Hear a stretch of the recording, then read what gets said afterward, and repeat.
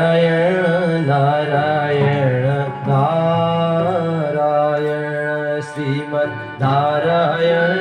નારાયણ નારાયણ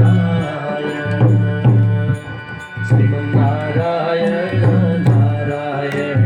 નારાયણ શ્રીમદ નારાયણ નારાયણ ભજમન નારાયણ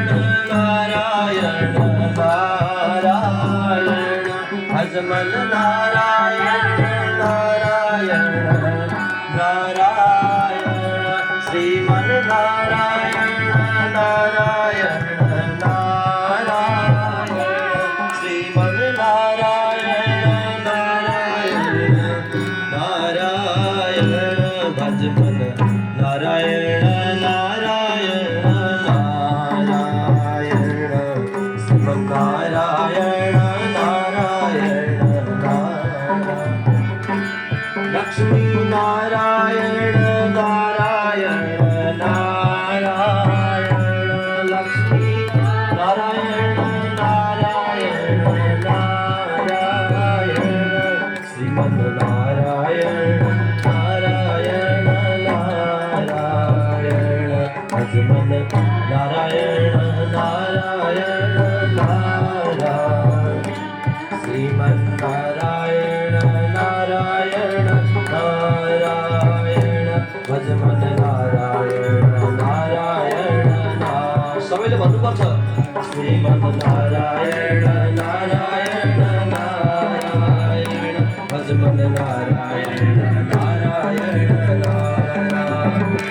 શ્રીમદ નારાયણ નારાયણ નારાયણ ભજમન નારાયણ નારાયણ નારાયણ શ્રીમદ નારાયણ નારાયણ નારાયણ ભજમન નારાયણ નારાયણ નારાયણ શ્રીમદ નારાયણ નારાયણ નારાયણ ભજમન નારાયણ નારાયણ નારાયણ ભજમન નારાયણ નારાયણ નારાયણ ભજમન નારાયણ નારાયણ लक्ष्मीनारायण भगवान को, राधा मुकुंद भगवान को, भक्तवत्सल भगवान को, श्रीमद् भागवत महापुराण को, कर्ता परिवार को, समस्त विद्वान गुरुहरू को,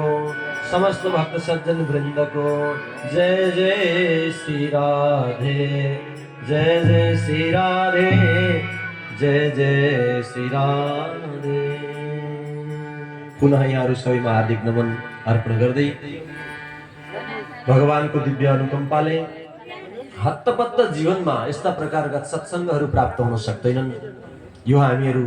पूर्वदेखि नै अस्ति हिजोदेखि नै चर्चा हामी गरिरहेका छौँ। सत्सङ्ग कसलाई प्राप्त हुन्छ त भन्ने यस्तो प्रकारको प्रश्नमा यसको उत्तरमा के भनिन्छ त भन्दा जबसम्म रामको कृपा हुँदैन तबसम्म, भगवानको कृपा हुँदैन तबसम्म चाहिँ सत्सङ्ग प्राप्ति हुँदैन अरे। त्यसैले